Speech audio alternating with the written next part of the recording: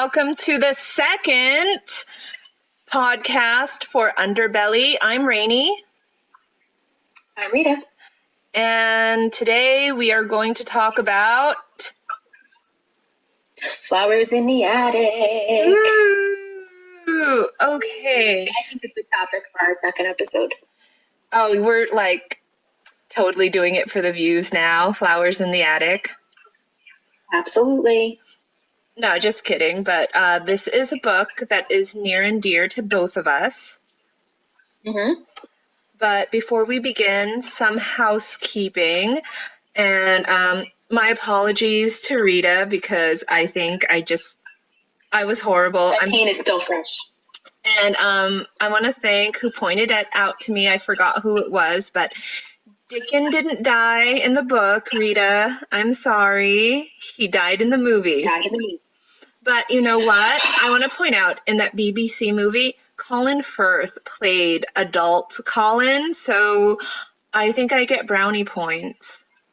Did he? Yes, Mr. Soggy Pants, Mr. Darcy himself played adult Colin, so I approve of Mary marrying her cousin if it's Colin Firth. Oh my God, it's probably been like, that was an old movie. Oh yeah. So I feel like, and I vaguely remember it, I did not know that Colin Firth was in it. That's like realizing that Colin Firth was in The English Patient. Colin Firth was in The English Patient? Yeah. Oh. It was, Chris Thomas's husband. His wife, oh my God, her husband. But, you know. And she chooses to non-Colin Firth man. But I kind of thought it would be appropriate, a la Flowers in the Attic, if I mentioned that, you know, Mary marries her cousin, Colin. You're right. Very good lead-in, yeah. Which was, you know, obviously a lot more acceptable back then. Oh, I was just going to say, if your cousin is Colin Firth, be totally okay with marrying him, but okay. Mm-hmm. Even today. That no problem. Even now that he's older, you know how what's weird to me is that how people can suddenly look like, especially actors, you see them all the time, and then sometimes you look at them and you're just like, oh my God, they really got a lot older. I just realized, I think in the trailer when Bridget Jones's Baby was coming out, I'm like, oh my God, he aged so much. I feel that way with Alan Rickman because I remember him from Sense and Sensibility. Oh, I know. Rest in peace. Rest in peace, darling Alan Rickman. All right, let's get on to this book that actually depresses me too. Wait, and a correction, because Rita's got to have her English major shout out, and her first romance was not Flowers in the Attic, because, you know, can't do it when you're an English major. What's your first romance novel? Hell no. So, I mean, I guess, you know, a lot of people's definitions of romance novels change, but I would say that Jane Eyre is pretty much the blueprint or the groundwork for a romance novel. And Jane Eyre, I remember reading very, very young and loving it, even if I didn't get, you know, 90% of the British phrases. Can I tell you something? Can I tell you something? And your English major self will not reach across the screen and like punch me in the face. Yeah. The first time I read it, I thought her name was Jane Eyre. Well, you know, Charlotte Bronte named her that because the last, like Eyre, and especially the way that a British person would pronounce it, is supposed to sound like ear, and it was because it was talking about like sort of that sixth sense she had. Remember in the whole book, she kind of has that whole, she knows kind of things that are happening, and she seems very attuned with nature, and she's, I don't know. Oh, you mean when she knew that Mr. Rochester needed her and she could hear him calling in her head, Jane, Jane, Jane. And I'm just like rolling my... We're going to have to do a Jane Eyre. Okay. Or I don't know, something to that effect. We're going to have to talk about classic literature, British literature episode if you want, because I could go on and on. I love Mr. Rochester, even for all of us. Moving on. Is that before or after we talk about Bachelor in Paradise?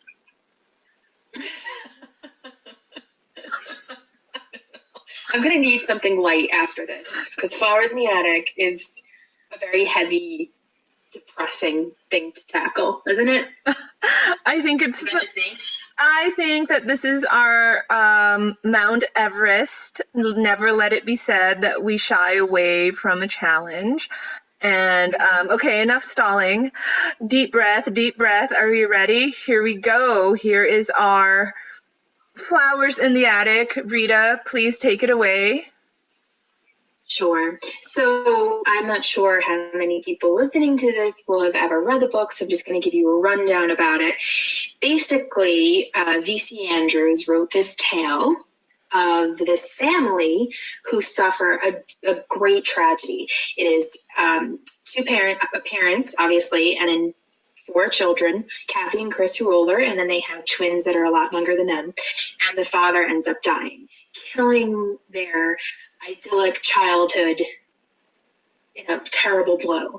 And the mother is destitute. They have no money. Everything that they once had is gone. And you find out that she's now in communication with the parents that had disowned her. And you realize that in order to regain her fortune, she needs to pretend like she did not have children. And her vicious mother is in on it. They lock them up in the promises them that she's going to win her father's favor, or the father is going to die and they're going to be able to be free again.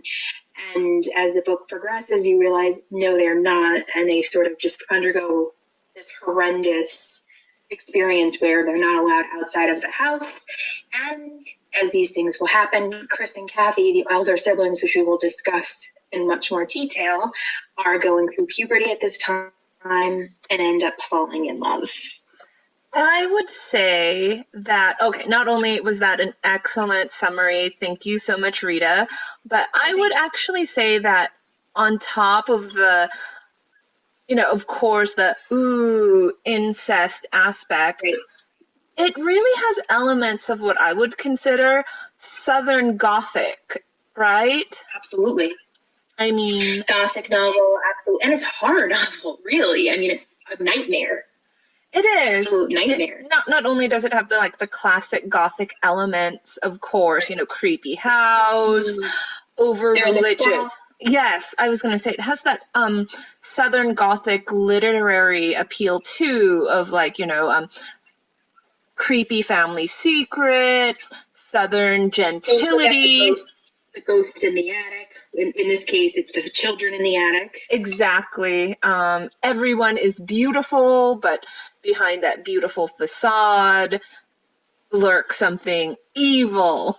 Why do I feel like I should have said that in a Vincent Price voice? Evil. Okay.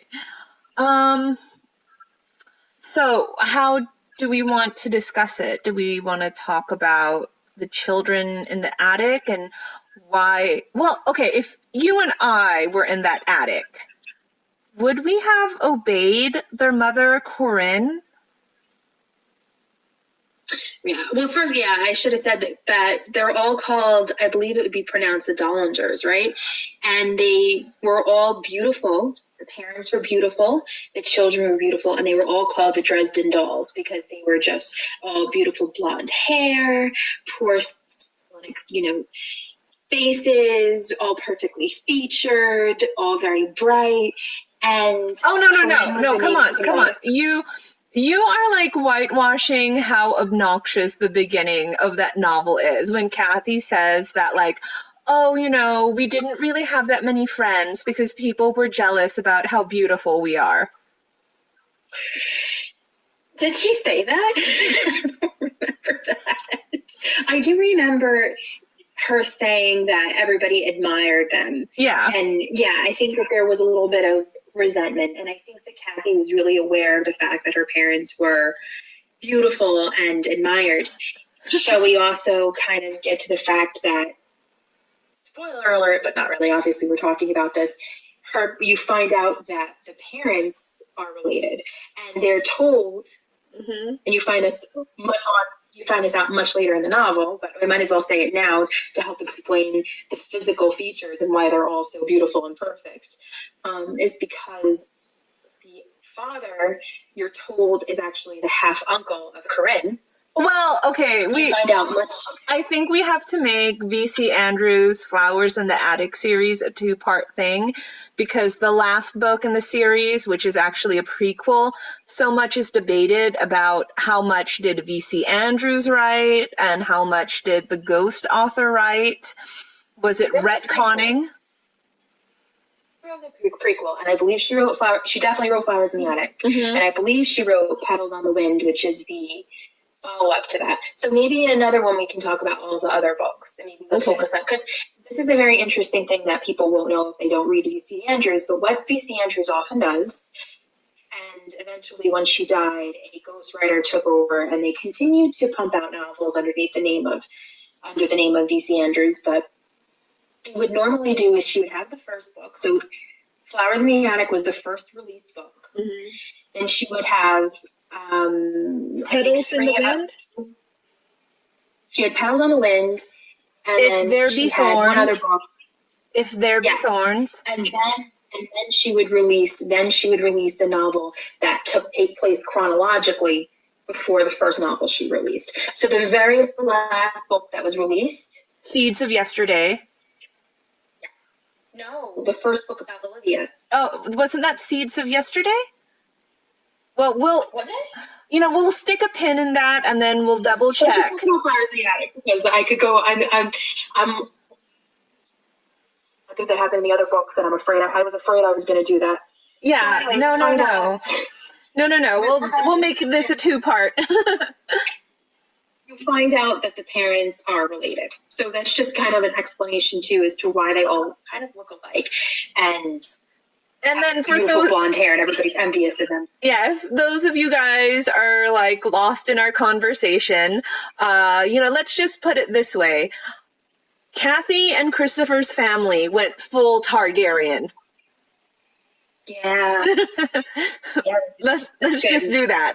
They went full Targaryen, and that's how everyone is beautiful and blonde and gorgeous and talented and not a little crazy. So I feel like we have some questions here that I found online that can help us kind of guide through, but I feel like I've been remiss in pointing out a few details for those of you that might not have read it, and so you can kind of follow along with us. But you do find out in the book, like I said, they are kept in the attic. They keep getting lied to that they're going to be free to them. And at some point in the book, they start getting delivered these powdered donuts. And they're so happy when they get these powdered donuts. And they all kind of want to, it's their treat. It's the one thing that makes them happy when they get their food. And you find out by the end of the novel that they've been poisoning them. Arsenic. Yes. And one of the twins, Corey, dies. And Carrie, the female twin, survives, but she's very sickly by the end of the book. We also have to point out that all of the children have C names. It's Cathy, Christopher, Corey, and Carrie. Yeah. So the donuts. Yes, the donuts. So they were being brought up by the grandmother. Initially, you kind of think that the grandmother had been poisoning them when you realize, Corey gets really, really sick and dies. But then you find out the mother, actually, Corinne, has been poisoning them. So they've just been blindly trusting her this entire time. Or have they been? Cathy really hasn't been, because she's been questioning her motives all along, but we'll get to that later. So anyway, they up there, I believe, 2.5 years in this attic, completely, pale and gaunt and ill. And they finally escape. By the end of the novel, Corey's death was really the breaking point for them. So that leads us into the questions that I found that I think are good starting points for us to kind of discuss this crazy novel. But first, Rainey, I'm just curious to know, when did you first read this book? Okay. And what was your initial impression of it? Do you like it? Okay, I have to admit, full disclosure here, I actually saw the Kristy Swanson movie before I read the book, because I was a curious girl whose parents had cable. Yeah, so I understand that. I think that was like the late 80s, right? Oh, it was full on late 80s with the clothes, the grandma.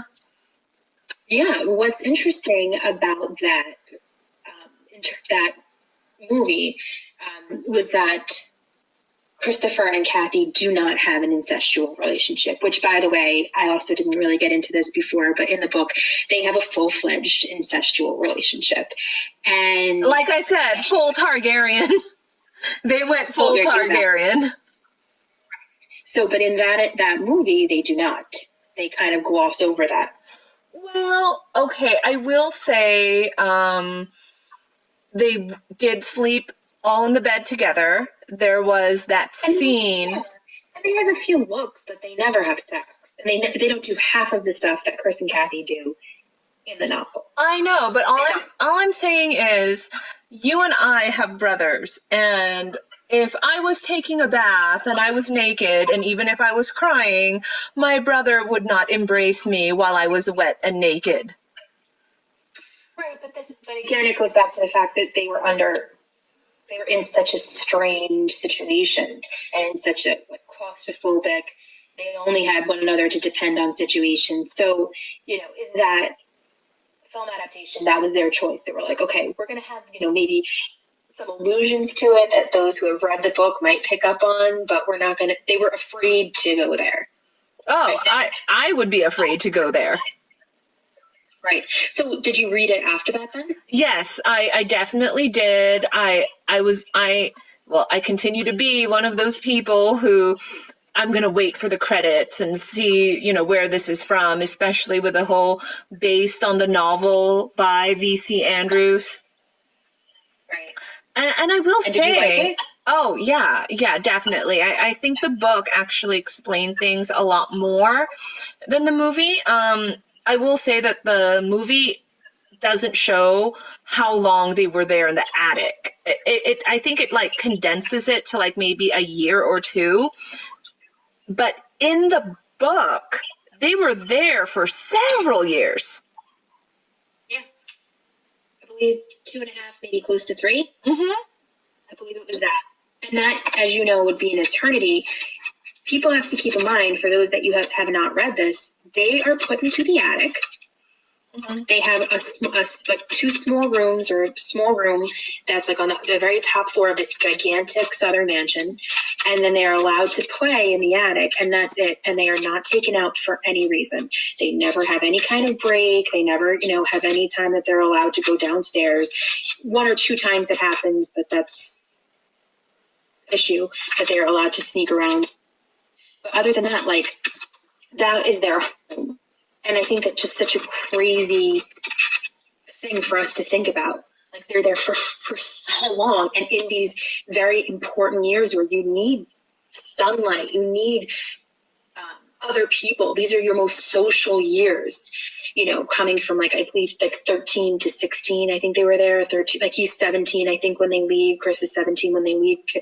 Cathy is 16, and they've been there for about 3 years. So if you think about that, those are your formidable years. Let alone the twins. Oh, yes. Yes. Are 2 or 3 when they move in. Yes. I remember, and I know we're not going to discuss the other books, but I just remember in the second book, mm-hmm. Carrie is very self-conscious that because she was depleted of food, and going back to your comments about the donuts, they were starved, and Cathy and Christopher give the bulk of the food to the twins. Yeah. And they were all poisoned. I mean, all of those donuts were poisoned, and they all ate it. They all had certain, varying levels of poison in them. So it was, that alone did serious permanent damage. Yes, and definitely Carrie was short. Yep. She worried that her head was bigger than the rest of her body. I remember that. I just remember that line, jumping at me, okay, very, very descriptive there. So you liked the book. Oh, yes. Liking it. Well, and I mentioned the last time when I started reading it, my sister had a copy, so I picked it up, and I started reading it before I should have. I liked it because, obviously, I think it's a really well-written book. I think it is flowery, and I think it's outdated, and everyone is beautiful. Everyone who is evil is evil. That stuff, it actually never really bothered me. I remember thinking it was outdated because they'd be like, "Oh golly," or when they explained things, it was always in a really kind of old-fashioned way. But I think that the reason why I liked it, and I think the reason why so many people like it, and it's still in print and it sells like crazy, is the fact that if you are in that age range, 13, 14, 15, 16, whatever, in that young adult range, and you read that, Cathy's struggle and her yearnings and her desires and her interests and her behavior not only would remind you of yourself to a certain extent, but you can identify with her. Like she at the beginning of the book, they talk about her relationship with Christopher, and they have that typical sibling relationship where they fight with each other, and they're really resentful of each other. And then she kind of they move into the attic, and from the beginning, all of the other kids are really trusting of Corinne. From the beginning, she sort of believes her mother, but she's always kind of suspicious of her. She picks up on her expressions. She picks up on, the things that Corinne says that nobody else picks up on. And then, she always talks about how she wants this sort of Prince Charming, but she wants him to be in the shadows and have dark hair and be somebody who's going to love her and dance with her and all these things that she envisions. And to me, reading that and the longing that she had for that, and then the rage that she feels at her mother, I feel is very for an adolescent. Okay, I did not like Cathy. You don't? I got pissed off when I said I wish I was like Cathy, because I kind of do. God, go talk, explain your reasoning. She lost me in the early start where she was resentful that her mom was going to have twins because she didn't want to share her father's attention. But I would argue that that's something that a lot of people feel. How many of us have our feelings how many of us deal with our feelings because our father gave us a ring and say that, you will always have a special place in my heart, even more than mommy, because you're my little girl. And I'm just there rolling my eyes going like... Did he say even more than mommy, though? Did he really say that? He didn't say that. Well, he said that, you're my first little girl. Even mommy can't be my first little girl. That's true, but he loved Corinne. Oh, yeah, he worshipped Corinne. He worshipped. I think that's why the relationship worked, because Corinne liked to be worshipped, and he liked to worship her. He wanted her money, which is, pretty much the whole driving force behind everything that happens to those children. And she wanted to be worshipped and loved. I get what you're saying about Cathy. I think that certain people, if you read this book, she complains a lot. But I always felt like she was fair in what she was feeling. And she was the only one. And honestly, think about the trouble that they would have been saved if, because she would constantly be like, Chris, sort of early on too, Chris, we should just escape. We should escape right now. Okay, she got on my nerves, but I would say Corinne was the one, right when she's like, Cathy's thing of, well, mother, can't you get a job? And Corinne's thing is, the only thing I know how to be is beautiful, and I'm there going, yeah. No, Corinne is actually a really interesting figure. And again, I know we don't want to go too much into the other books, but she does have remorse later on for what she's done. Whether you find that believable or not, I don't. I think that she's a monster. I think that she regrets being unveiled, and she would have rather had her children dead and idealizing her rather than living and knowing what a monster she was. Do you think that she always intended on killing them? Are you Do you want to jump to that question? Oh, is that a question? Yeah. Okay. But let's jump to that question. Do you think that which number is that? What was there? So, what do you think the mother's intention was? What was Corinne's original intention when she brought them to the attic? And did she always plan to hide them there for years, or do you think she always planned to kill them? I honestly think, and I don't know if this makes me naive, but I honestly do think that she thought that she could go home and have her parents take care of her. And then later, when she realized that they weren't going to just take care of her, this was plan B. What about you?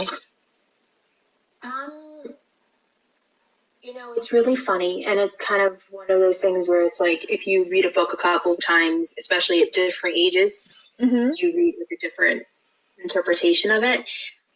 I always felt like it was something that she eventually changed her mind, because we find out through the course of the novel she's remarried to this beautiful playboy from a fabulous family, and she's going to have all this money, and that her and her father have patched things up, and she's been put in the will. But there's a caveat. She is supposed to have never had a relationship with Christopher, her original husband. Christopher Sr. Yeah, Christopher Sr., because they would have been the devil's issue. And so I think that when that happened, I used to think anyway, when that happened, she was like, I have to kill them. That's when was her turning point. Like, Dad, my father says that if I'm going to get this money, I'm not supposed to have any children, so I need to kill them. However, this reading, I think I changed my mind. And I think it's because in rereading in the beginning, from the very beginning, when she's writing, Corinne is writing home. Back and forth. And Cathy, says that that Christopher and the other kids and her come in, and they realize that she's been trying to write it because she talks about how there's like discarded paper around her. And it's something that's giving her a lot of distress. And she's pacing back and forth, and she looks at them, and Cathy says that she's looking at them with a very strange, disturbing look. And then she, for the next, 100 pages, maybe 50 pages of, the description of them finally coming to her. Well, with how V.C. Andrews loves to describe everything, I think 100 pages is just about right. Yeah, probably.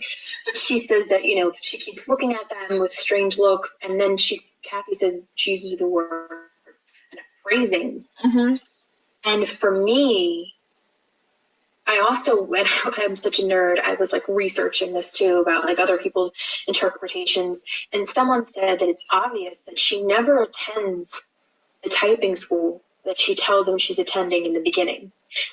And it becomes pretty clear at a certain point that she's been lying about it all along, and going out with her old society friends and going out on dates and stuff like that. And I do think that that's true. I think that she, at least for right now, my opinion is that she intended on doing away with them in some way.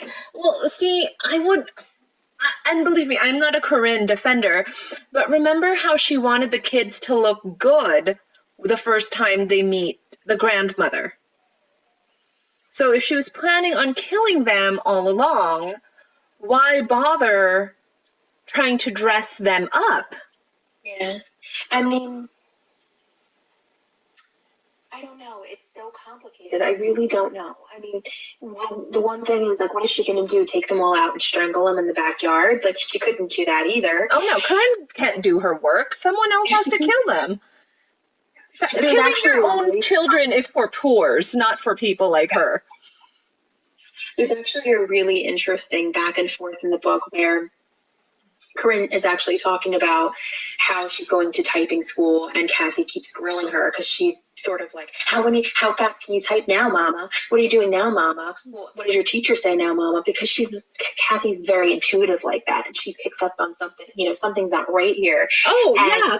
Remember the grandmother had to restrain Corinne from slapping Cathy? Yeah. So Corinne says, oh, Cathy, give me a break, okay? I'm trying here. This isn't normal for me. I've never had to depend on myself before. And Cathy has this whole internal monologue inside of her head about how she's never going to be dependent on a man like her mother. That she's going to be an independent person. Can we say it? Dare we say it? Foreshadowing, foreshadowing, foreshadowing. Yeah. Cathy not Yes. being, foreshadow, foreshadow, foreshadow. Yes. Yes. So, yeah. Okay, well, So, since we're going out another of question. order, can I ask number 3? Yeah. Do you think Corinne ever loved them? I think that. Okay, can I say? Christopher Sr. for sure loved his kids. Yes, absolutely.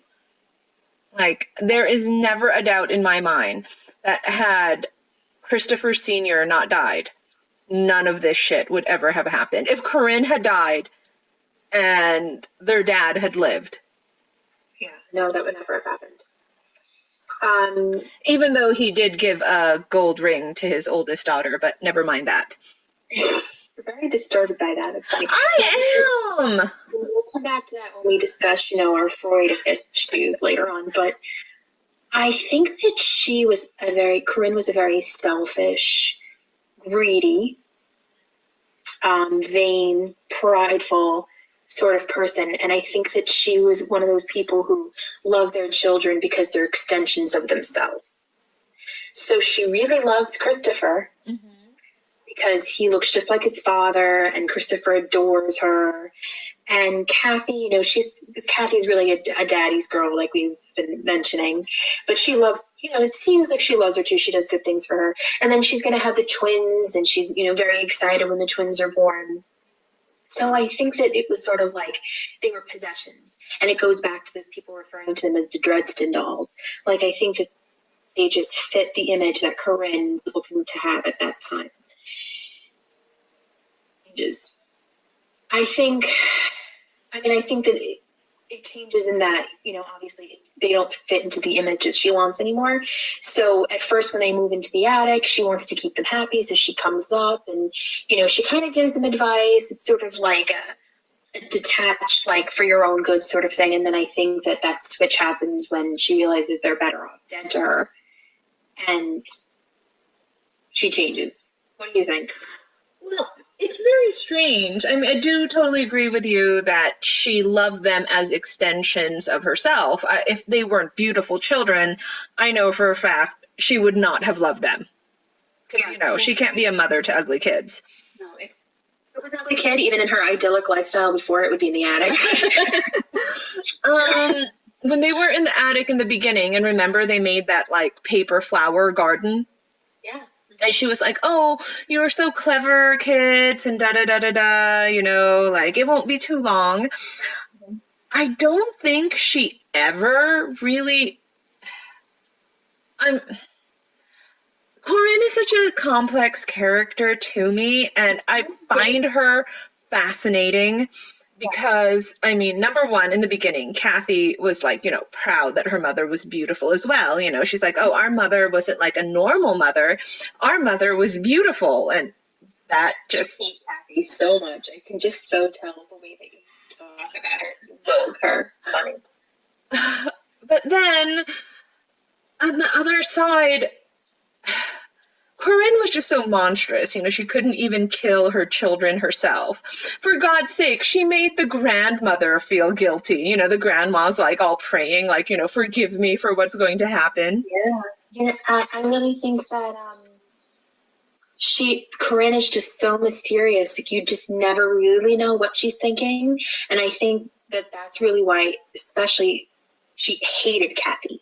I think that she really turned to a lot of hatred and resentment towards Cathy because Cathy knew her. Cathy saw through her. Yeah. So every time that the mother came up, even when it was kind of still good and everybody had hope that they were going to get out, Cathy was like, so what's new now, Mama? Is the grandfather almost dead, Mama? Like all that weird interrogation. Yeah. And she just never really trusted her. Oh, no. Like she would say, a shadow crossed Mama's face, or this happened, or whatever, and she really knew what happened. Oh, yeah, like she saw in her mother's eyes compared to what the mother was saying. And that begs the question, which is something that haunts all the novels. Did Cathy see that and recognize that in her mother because she possesses that herself? Well, I will say Cathy is totally more of the survivor than Christopher was. Mm-hmm. I Well, don't forget that Christopher cuts open his wrist so that the twins can drink the blood because the grandmother's not bringing them food. No, he was getting the east, but you know what? You're right. Emotionally, Cathy survived off of her anger and hatred. Christopher, he worshipped his mother, which is something we're going to have to get to later. He worshipped his mother, so to have that betrayal like that, he was destroyed. And that's why we'll talk about it in a couple of minutes, how he turned to Cathy. Yeah, I mean, he needed that emotional nourishment, that he needed that. Yeah, I mean, like, Christopher put all of the blame on the grandmother, saying, like, you know, she's the one doing this to us. Which, to be fair, yeah, but, like, Cathy saw that, you know, like, you can't put all the blame on the grandmother. Mama is involved in this, too. I think we can go on to question 4, but before we do it, I just want to say really quickly that when they first move into the attic, the grandmother comes to visit them. The grandmother is the only other person besides Corinne. Oh, you forgot, John Amos. John Amos, yes, right. So for most of the novel, we think that just the grandmother is the only other person that knows that they're there. And she's the one who delivers their meal. She checks on them now and then. She is super religious and makes them quote, you know, Bible verses and refers to the Bible all the time. And she immediately refers to them as devil's issue. Oh, and cuts off Cathy's hair. What? Cuts off Cathy's hair. Cuts off Cathy's hair, right? Because she believes that she's prideful. And she thinks that Christopher and Cathy are already sexual with each other, or that they're going to be, or that they're sitting in some way. And every time that she visits them, it's always like, I'm going to catch them this time. And unfortunately, one time she catches Christopher staring at Cathy naked, and that's why she cuts off her hair. So I was saying to Rainey before, I find it really interesting that all of the characters, Cathy and Christopher, everybody refers to God a lot in the book. Religion is actually a pretty big theme. Like, no matter what, they kind of always talk about God. But anyway, when they first go in and the grandmother is like, you're not supposed to be naked with each other. You shouldn't be looking at, you know, each other's bodies. Oh, even more, they could not share the same bed. The girls were supposed to sleep in one bed and the boys were supposed to sleep in the other. But the twins cry because they're so used to being together. And they try to explain to the grandmother that, no, like, this is easier because do you want these crying children all night? Yeah. I just thought of an interesting question, but I don't want it to derail us from the question we were about to ask. But would you, and you can tell me, we'll come back to it later if you want, would you argue that nudity and therefore their burgeoning sexuality, Christopher and Cathy, would not have been an issue if the grandmother hadn't made it an issue? Because we know that eventually, and like we said before, they do develop a sexual relationship. Do you think that would not have happened had the grandmother made such a huge deal about it? No, I think that's a totally great question. And I'm not, okay, I think the isolation already planted that in them. But I think that later on, the grandmother's words do affect Cathy a lot more than Christopher, because even when they were out of the attic, Christopher was like, well, we already did it once. Why not? Let's keep on doing it. And Cathy's, and it's strange because, you know, Cathy, I think, hated the grandmother more, but she took the grandmother's words to heart a lot more. I agree with you. I mean, Cathy couldn't really let go of all that anger and resentment anyway. But so the question that I had here was, what did you think of the family's attitudes towards sexuality? And was it appropriate that Chris and Cathy saw each other naked in pre-attic times? Because that was the thing. When they first moved in, and she was like, you're not to bathe together, you're not to sleep together. And Cathy and Chris were like, oh my God, we don't even really think about it. We all dress and get undressed around each other. So what do you think about it? Okay, as someone who comes from a large family and, when I was really little, it was a lot easier to put all of us kids together in a tub and just hose us down at once. You don't really think about it as kids, And I remember crying when my brother and I were too old to, sleep together, and like, no, you guys are gonna go are getting older now, privacy and all of this stuff. I don't really think most people think of it as a big deal.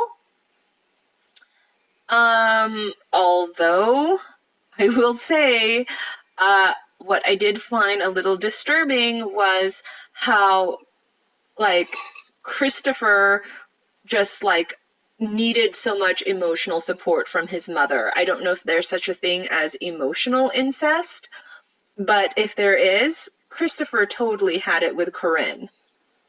I would go so far as to say it wasn't even just emotional. There was a scene that I marked here that... You are such a good English major. What? You're such a good English major. You get all the honors. It was on my mind. What can I say? There was a scene earlier, and Corinne is comforting Christopher, and she brings him down to her bosom, and Cathy witnesses it. I'm sorry, bosom. No, it's how it's referred to. This is why I said that, a lot of it is kind of dated, but she brings him down, like this to comfort him. And Cathy sees it and she's struck by it already. Like, she's kind of like, I wish I could give him that support. And then, and then there's also a scene later on where there's going to be this Christmas party. And Corinne shows up to the attic and to talk to them, or up to their room by the attic. And she's in this, described lovingly by Cathy, this beautiful emerald velvet dress, low, dipped front. And Christopher upsets her. It's really complicated to just explain why, but he really upsets the mother. And she slaps him. And then to comfort him, she brings him back down to his bosom. So in the scene, before he upsets her, Cathy described seeing Christopher, dazed by his mother, glassy-eyed with lust, sort of, like this just sort of moved and impressed glance. And then Cathy talks about how, again, after when, he gets slapped, his mother's first response is to bring him back to that bosom. So there was, and Cathy also brings it up a bunch of times with a lot of resentment to it, that Corinne is Chris's ideal woman. Mm-hmm. And that she wishes that she could make him happy like that. And it's so obvious that he loves his mother more than he loves her, Cathy. And it really bothers her. So I think it's really interesting that we're shown that sort of attraction that he feels to her already. Is before all of the Shay stuff happens, Rainey, and before all that really disturbing stuff happens, there's already that creepy undercurrent of there's something wrong here. There's something not right. Yeah. Well, remember when they would play house with the twins, right? They would be the doll family. And they would refer to themselves as, Cathy Doll and Christopher Doll and all of these other things. And, like, the twins start to think of them as their parents and all of this stuff. And she's like, but I will never be, Mama in Christopher's eyes. And I'm just there thinking, like, do you really, Cathy, want to be Mama in Chris's eyes? Like, is that, like, goals? She did, but you can't see. I've got to defend Cathy. You can't blame her because she was at a very sensitive age when she was, shut up with him, and he becomes the only one around her who admires her. So then this harkens back to something that we were bringing up before, and I wanted to bring up. Mm-hmm. This theory of history repeating itself. So, like I said before, we find out that Corinne and Christopher Sr. were related. Mm-hmm. However they were related, it becomes debated, but they were related. And once Cathy and Christopher find out later on, they go, oh my God, are we going to repeat the same mistakes? Obviously they do. Yes. And they fought hard against it, but it happened. But even before that, when Corinne hardly ever visits them and the twins are withering away, Cathy and Christopher make a conscious decision. We're going to be the parents to them. Mm-hmm. And they act as their parents. They refer to them as their parents. So I think that that's a really interesting thing, like that V.C. Andrews does, where it's a mirrored reflection of what their parents were like. Well, going back to the first question, seeing that Christopher and Cathy saw themselves as surrogate parents for Corey, and hang on one second. Seeing that Christopher and Cathy see themselves as surrogate parents for Cathy, Carrie, and Corey, why didn't they escape earlier? Because, like you point out, the twins were withering away. Christopher was feeding them his blood. Yeah. I don't know. I think that a big part of it was the dependence that Christopher and Cathy had on one another.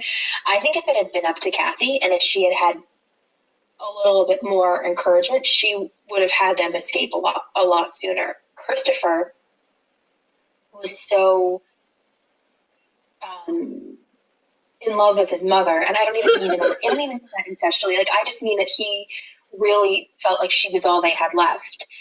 And I think he was trying to be prudent and saying, like, well, where are we going to go, Cathy? What are we going to do? And it also is brought up in a few of their arguments that they have about it. He says, listen, I want to be a doctor someday. How do you think I'm going to be a doctor if we just run away? You know how much education I'm missing on? Like, what do you think I'm going to do with that? So I think that Cathy was never going to make a move without him. And I think that also, like, you don't want to believe, especially after you've had that idyllic childhood. They had a beautiful childhood. Cathy says that in the beginning of the book. I had 12 great years. And, I guess I should be grateful for them. I think that their father died. That was such a tragedy. Their mother was all they had left of that past. And I think that even Cathy, who hates her and really tears her apart every time that she visits, feels like that's all she has. And I think that that's what it is. It's like that fear of detachment, of really turning your back on all you have. Plus, like, that's a terrifying prospect to be, 13, 14, 15, 16, and thinking about running away to the world and having nothing. But honestly, they could have run away and gone to the police. Well, I remember Cathy thinking that, the police isn't going to believe us, because, who's going to believe us, right? Yeah. She was worried about the twins, because they were super, super young. But I totally think if Cathy was on her own, if it was just Christopher, that girl would have been out of there. Absolutely. No, she wanted to leave so many times, and she kept trying to talk him into it, and he was just like, no, let's just wait a little bit longer. And it finally takes Corey dying for them to go, which is sad because, he could have lived if they had tried earlier than that. But okay, so going to number 5. Right. We talk about this. It's always the thing with the flowers on the attic, the brother and the sister. And we touched on it before, but did Christopher really suffer from an Oedipus complex? Do you think Cathy had an Electra complex with her own father? No. I don't think Cathy did. I think Cathy liked being the princess in the family. I think that she loved being her daddy's little girl. She was a daddy's little girl. Me being a daddy's girl, I see that in her too. Definitely there's something up with Chris and his mother, because he's always like putting his face in her lap and you're defending her to Cathy and, Yeah. He defends her and her betrayal a lot.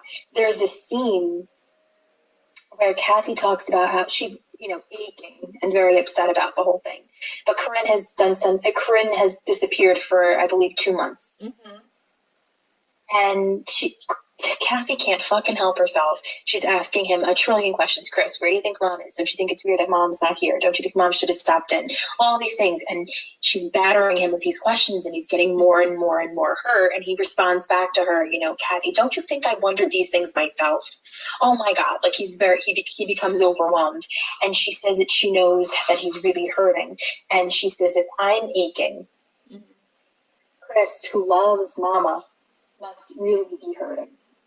And she recognizes it. And Cathy, I think in a lot of ways, it's funny how, especially in a book like this, you might say, oh, we have an unreliable narrator, or who knows if you can trust her because she's so furious, like this rage. Cathy really survives in a way because of that rage that she has, in my opinion. Oh, yeah. Yeah, her anger gets shit done. Anger gets shit done. Sorry, Amy. Amy wants us to not swear so much, but sorry, Amy. Sorry, Amy, I can't help myself. Listen, I do agree with you. Anger gets shit done. Anger becomes Cathy's lifeline. I think that's something that really helps her survive. But I will say that I think that Cathy is a reliable narrator. I think Cathy picks up on a lot, and she's very perceptive.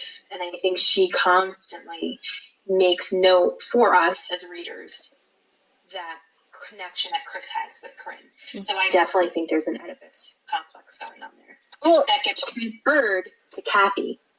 Oh, yeah. Well, this goes perfectly with the next question. Was the incest realistic? Yes. Okay, I have to say, and this is just not me being a Cathy hater, so, what is she doing kissing her mother's fiance? Oh, do we need setup? Do we need setup for this? Probably, yeah. Okay, so want me to do it? Yes, please. Okay, so they're planning on escaping. Yes, well, as things are getting a little bit more dire, Chris is more open to leaving, but he has long-term goals. He says, "Listen, we need to get money. So we're going to go downstairs, sneak downstairs, and we're going to steal some money here and there. And some food. Yes, and some of Mom's jewelry if we can." So he goes down a couple of times, but then one time he's sick. So Cathy says, "Listen, I'll go. I'll be fine. Don't worry. We can't waste another night." So she goes down. While she's downstairs, she goes into her mother's room, and she's startled to find her mother's new husband, beautiful, fabulous Bart, sitting in a chair, asleep. And she can't help herself because he looks so attractive to her. Looks like her prince, her dark-haired prince in the shadows. Exactly, and may we add that that's something that has been a running thing of what she's envisioning, being saved and dancing for this dark-haired prince in the shadows. And to her, he looks exactly like what she's been dreaming of. She tiptoes over, she gives him a kiss, and she ends up telling Chris what happened. And Chris, in a jealous rage, grabs her and says, "You belong to me, and I'm going to show you." And he takes her on the dirty mattress in the attic, and he rapes her. And for whatever reason, Cathy puts the blame on herself and says at some point she stops struggling. Right. And I should note that there were other incestual episodes before. I mean, there's a time where they go swimming and they sneak out and go swimming, and Chris says, "Are we going to go skinny dipping?" There's a scene where he tells her that she's too beautiful for her own good. There's a scene where, he nestles himself against her boobs constantly. That's what he was a fan of doing, apparently. He did it with her, and then he was doing it with her. She brings him to her bosom and offers him comfort the way she saw her mother do. There's a scene after they get whipped by the grandmother. Guys, if you haven't read this and you're still following along, you clearly need to read this book because it's fucking bananas. But there's this scene where they get whipped by the grandmother, and it's kind of Chris's fault because he wasn't listening. And he's medicating her in bed, and they're both naked together, and he starts making out with her, and he gets hard. That was kind of there's multiple things. And then yet again, Cathy blames herself and goes, "Oh, what was I thinking, nestling against him? He's a boy with natural urges." Right, yeah. Yeah, that's another thing that like irritated me, but well, I mean, they have no, but you know what? They both had a lot of shame, and that was really like this kind of goes back to the question I asked you before, because of the grandmother. Because she came around and she was always like, "What are you doing? You're doing something inappropriate. How have you sinned against God?" And they'd be like, "Jesus, we're making the beds." Like they were doing nothing. Mm-hmm. They were really innocent when they came in. They were good kids. Yeah, and you know their clothes started getting smaller and smaller for them, and you know the grandmother's like flaunting yourself. Yeah, exactly. And you know what? So that's what I was like kind of saying before. The grandmother put all these ideas of like, you know, we're the devil's issue, we're terrible kids, we're always doing something wrong. And so, you know, they felt that all the time. So Cathy naturally felt that. She really was like, shit, I've sinned against God. You know, no, in my opinion, the grandmother was basically putting porn music up against the wall to like let them hear it at night. You know, you thought you were offering your sister comfort after she got whipped, but no, it's just because you wanted to see her naked. Yeah. You know, so I kind of like that's why I think that's an interesting question. I keep going back to it. I'm like, would they have had the relationship that they did? Mm-hmm. If their grandmother didn't put all those fucking thoughts into their head. I don't think they would have. I think they would have just been normal people with probably some like psychological and emotional damage, but so do you think that the incest, and in particular because this question says the incest incident, which I'm assuming they refer to as the rape, which is very controversial because it's like, was it consensual? Was it rape? Whatever. In your opinion, do you think it was realistic? Let's say the whole relationship that they had. Well, okay. I really hated Christopher at that point because, you know, there he is rubbing his face in his mother's bosom every chance he gets. And Cathy's like, yeah, I saw him, and then I kissed him. And if he would have just stayed on point saying like, are you crazy? You know, you can't go around kissing people. You don't know who he is. He's going to tell someone what he saw. If it was just anger at that level, mm-hmm. I could understand, because I'd be like, bitch, are you kidding me? You know, you're in danger. You're the one who's been wanting out all of these years. Yeah. But then when he turned it into, you are mine, then I was like, whoa, whoa, whoa, whoa, whoa, whoa. You don't think that it fit in, though, with the progression of the relationship that they had? Like all the background leading up to that? Well, see, I just thought they were acting that way because they were so isolated. I thought, like, you know, once they're out there, then they're going to stop whatever it is they're doing. And they kind of think that too, but I think at that point he had transferred everything that he felt for Corinne to Cathy. And I think that, yeah, they were isolated, but they really loved one another. They felt like nobody else would ever get them the way that they got one another. Oh, yes, and they talk and they talk about that more in the second book, which I know we're going to save for a later date.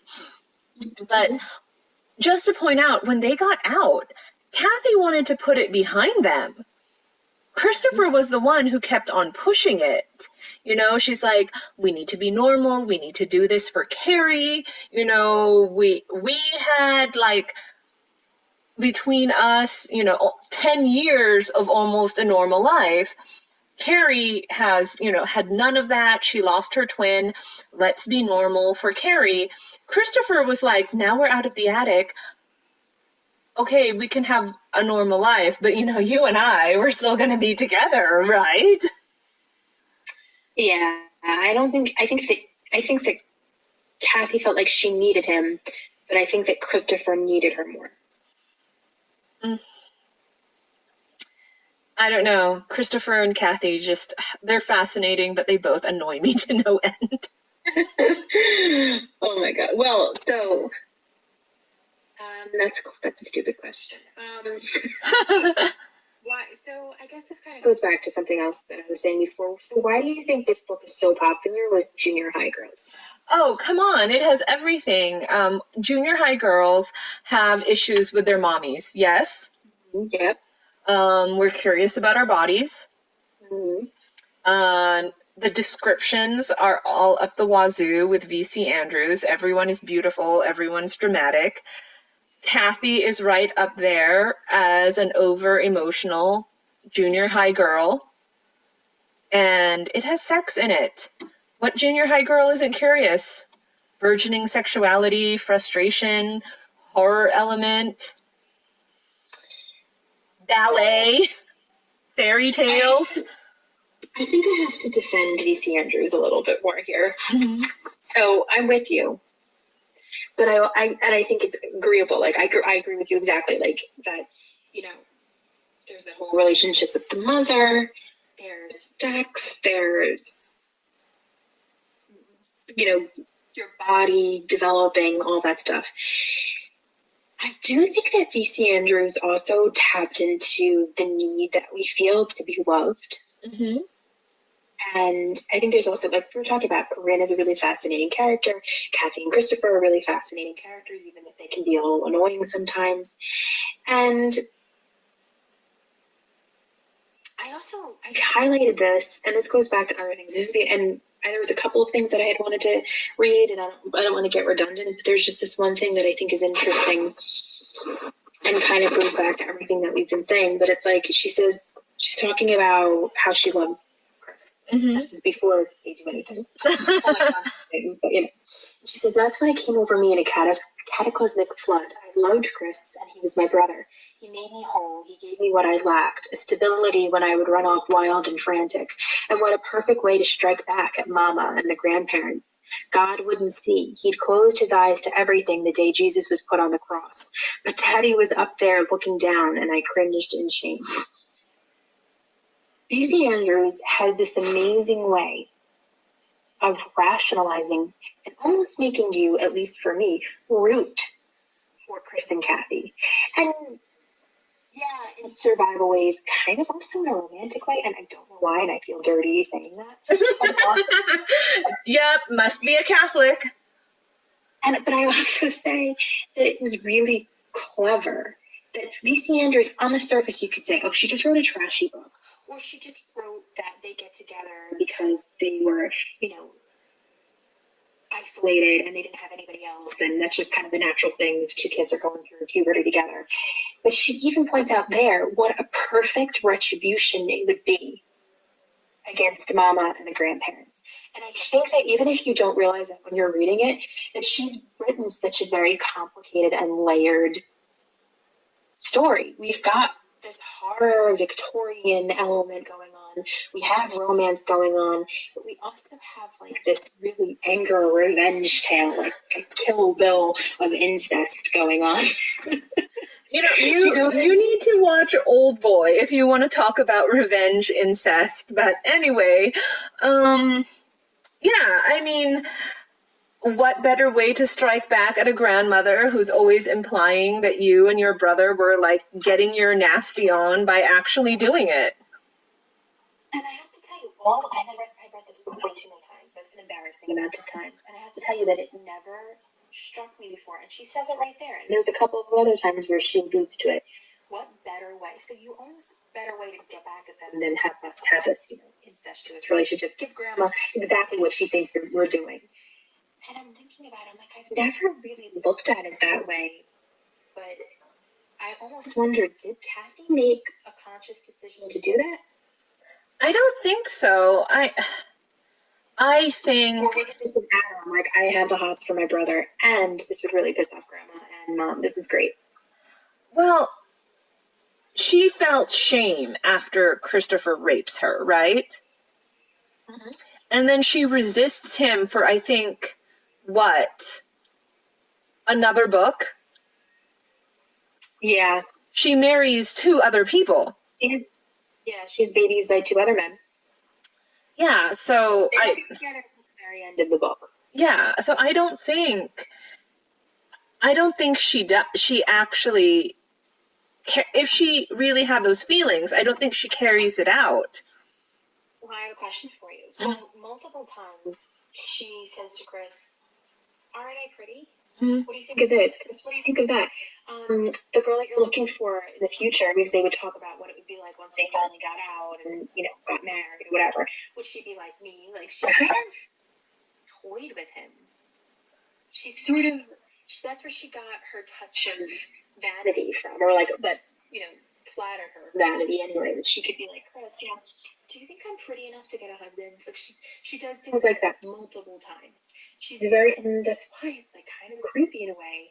She's very much like Corinne. And she's stronger. Like, she's a better version of her. But that's why I actually think it's eerie that V.C. Andrews does that. And she kind of I never realized it before, but she talks about it and hints to it multiple times that, hey, these kids are reincarnations almost of their parents. And their history is repeating themselves here. Then, I wonder what Corinne saw in Christopher Sr., because he seems stupid. She said it was love at first sight. I guess. Well, Chris is very intelligent. He wants to be a doctor, but he's kind of stupid around Cathy, too. Yeah, I mean, I'm not saying that Chris isn't smart enough to be a doctor. I'm just saying he's not very intuitive.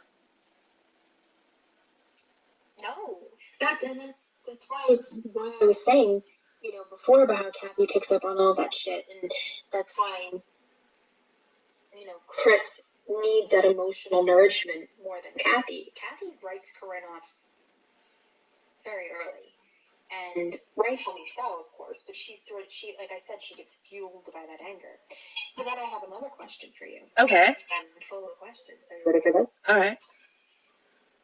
And I actually had heard this before, that V.C. Andrews wrote this story based off of an actual story or news article that she had read about a person who locked their kids away. Now, there was no incest angle to that. But that we know of. But she was so inspired by it that she wrote a book about it. But she obviously adds on incest. Now, if this was the one instance that she did something like that, then I'd be like, okay, maybe she thought it would be more interesting if she put this element into it. But it's interesting, this book was written in the 80s, the early 80s. So it's kind of an icky topic even then. It would be, just as icky today. But we also know in her other book series, she always adds incest into it as well. Rape. So why do you think she decided to write about incest? Well, it is marketed as a horror book, right? Yes. So I think, it has all of those things in there. Murder, incest, insanity, extreme, religious fanaticism, an oddly devoted servant. I think it's just all of those typical gothic horror elements, like Edgar Allan Poe's Fall of the House of Usher, the implied incest between the last two remaining Usher siblings. Like Philippa Gregory, when she wrote Wildacre, which I could be wrong, probably around the same time that V.C. Andrews came out with this, was also that, incest storyline kind of thing. You see, I don't feel like I have an answer. I don't know. Like, I agree with everything that you're saying. I think that she had to have made it a conscious decision. Oh, yeah. You just don't go, oh, yeah, incest happens. It's so woven into the entire story. Their parents have committed incest. And then, now they... And you wonder, and it makes me wonder, and it goes back to what I keep saying, like, the attic. Did the attic do it to them, or were they eventually going to have a relationship regardless? And my thing is, like, would it have been enough for her to have written about a tale? I take it back. Flowers in the Attic came out in 1979. Philippa Gregory's Wildacre came out 1987, so she wasn't influenced by Philippa Gregory.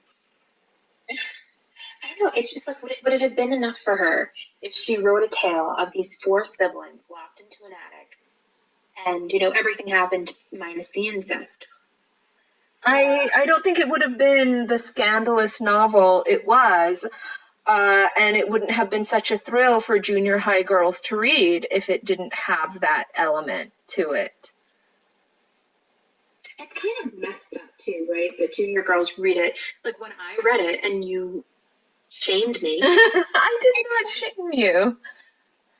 I made reference to this in our last episode that I used to call my friend and read the really filthy parts, and we would just be like, oh. And I also told you that was kind of part of my burgeoning sexuality myself, that I did not shame you. I totally because you know why? Because I said to you, I used to wish I was like Cathy. I think you're better than Cathy. I think you are much better than Cathy. I don't think that if your father, saw you pouting in a corner because you were upset that your mama was going to have twins, if he gave you a gold ring, you'd be like, no, I don't need this. Of course I know I'm going to be your favorite. It just would never happen if I did something like that. My dad would just be like, build a bridge and get over it. But she was messed up. Lucy Andrews, but I will say, she becomes known as this scandal author, and we were kind of making fun of her to a certain extent with some of her choices. But at the end of the day, it's a good book, and some of it is really well written. Oh, she writes circles around Stephenie Meyer. Well, that's a low bar. I mean, come on. She writes circles around E.L. James. I don't know. I think she really was really good. I mean, like I said, she is. She's very good. She's very good. She was very descriptive of what it was like to live, upstairs and in that attic, and what it was, what they went through every day. And I will say, and this was something that occurred to me reading it again this time, and I was really getting depressed reading it this time, in that attic. Mm-hmm.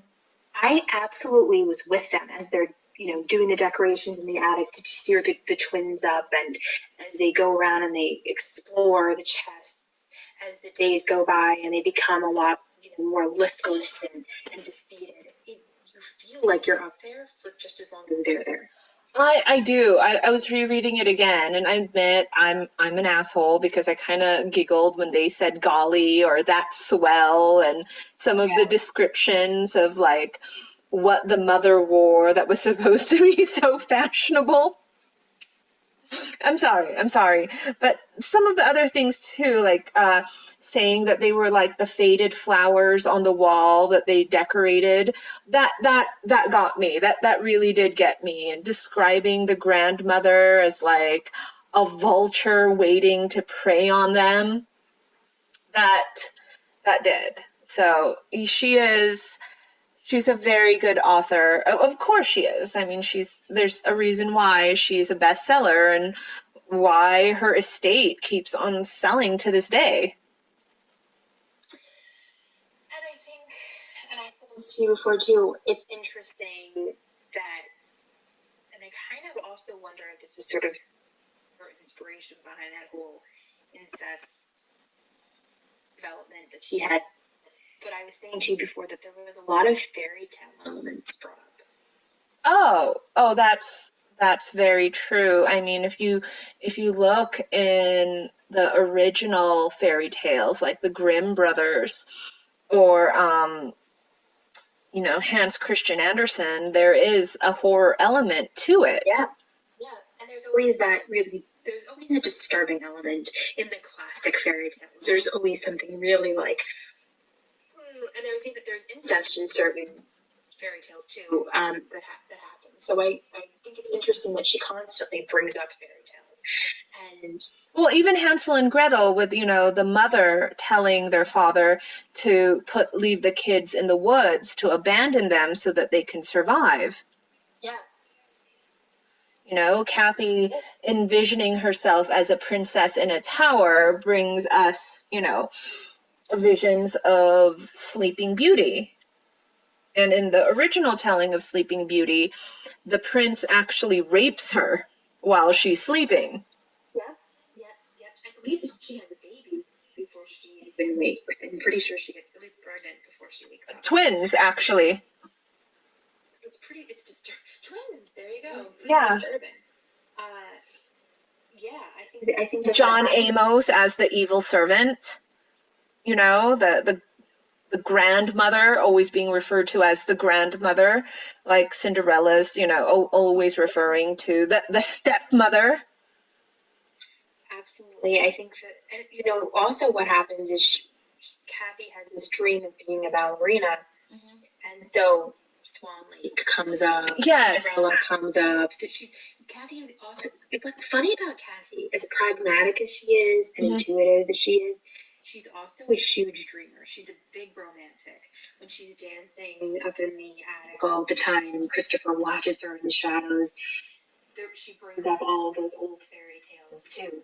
Definitely. So we definitely need to do a part 2. And in the part 2, do you want to discuss the other books? And we can talk a little bit about the movie and maybe the Lifetime movies. I know we didn't get to watch all the Lifetime movies, but there is YouTube and we can talk about the clips that we see there and casting.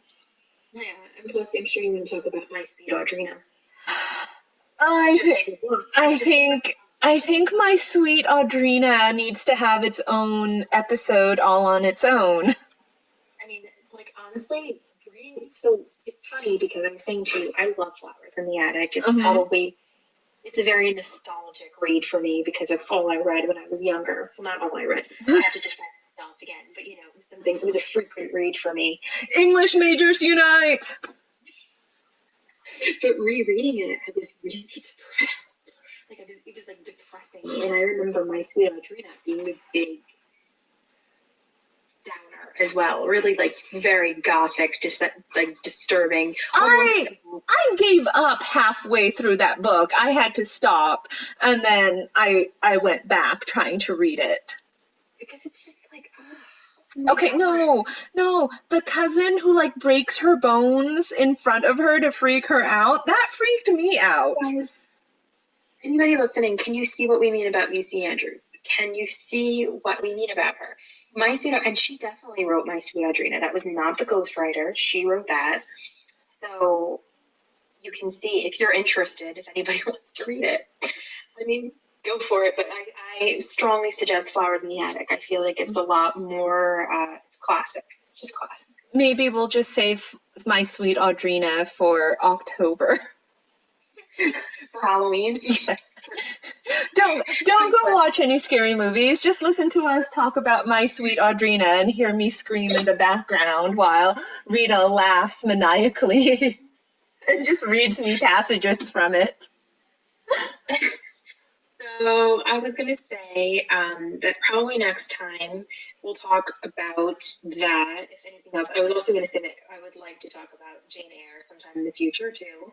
Definitely Jane Eyre. If anybody has any suggestions and anything that they would like us to talk about, anything that they think that we should read to talk about, if you have any comments so far on anything that you've been doing, any suggestions, we would love to have it. You can put it up on YouTube. We can put it up on SoundCloud once we load everything. Rainey and I are also pretty active on Twitter, so you can always tweet us.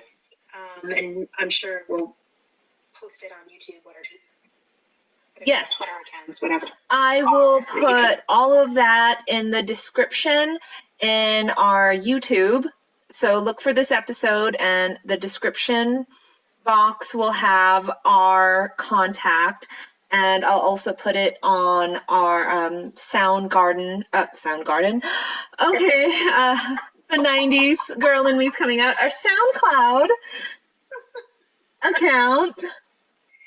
Please give us suggestions and comments because, as we love to get into our own heads and read our classics, but we'd also really like to have other suggestions and maybe discover some other new fun talks. If you have terrible books that you've read and you want us to hear us dissect them and make fun of them, let us know. If there's any great books that we should be reading, please let us know. We're always looking. Yes, I finished the second book by Sarah Maas. It was wonderful. We need to have an episode about that. Oh my God, did I make you cry? It was wonderful. Isn't it so good? I love it. I hate Tamlin. It was wonderful. Tamlin's a wuss. Don't get me started on Tamlin, okay? No. But thank you, everyone. You've been awesome. Thank you. And thanks to my mom for listening to our... Thanks, Reenie's mom. Thanks to my brother. Thanks to Amy. And thanks, Amy. Sorry, I cursed. And thanks to Paul as well, who listened. Yay. And we should be back, I don't know, maybe like in a week or two? Yeah. Yeah, well, woohoo! Yeah. Summer school, summer vacation. Woo! Okay, thank you. Goodbye. Thanks, bye. I still don't know why I wave. Okay, bye.